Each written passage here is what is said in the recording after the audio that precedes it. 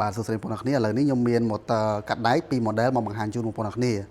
សម្រាប់ model ទី1គឺ JS 1601 ហើយ model ទី2នេះគឺ JS បាទ3201 model ទាំងពីរនេះបើភាសាអង់គ្លេសហៅថា Structure ណាបងប្អូនគ្នាអញ្ចឹងតើទៅជាមួយនឹង3201នេះកាត់ដៃកម្រាស់បានរហូតដល់3.2 លី3.2 លីហើយកម្លាំងវ៉ាត់គឺ710 វ៉ាត់ made in Japan ផ្គុំនៅក្នុងប្រទេសជប៉ុនណាហើយការកាត់គឺយើងរុញចូលរបស់នេះបាទរុញចូលរបស់ហ្នឹងហើយវាធ្វើការជ្រុំទៅដើម្បីផ្ដាច់អញ្ចឹងណាបងប្អូនគ្នាបាទអូខេហើយ model ទី2 model នេះវិញគឺ JS 1601នេះកម្រាស់បាន 1.6 លីហើយ made in Japan ហើយកម្លាំងវ៉ាត់គឺ380 វ៉ាត់អូខេអញ្ចឹង model នេះគឺប្រភេទ model សម្រាប់ធ្វើការកាត់ដែកអញ្ចឹងទៅដែកជាប្រភេទកាត់ដៃត្រង់ណាអញ្ចឹងបើសិនជាបងប្អូនអ្នកគ្នាមានតម្រូវការឬក៏ចង់សារឲ្យដឹងពីគុណភាពអាចតាក់ទងមកបានបាទសូមអរគុណ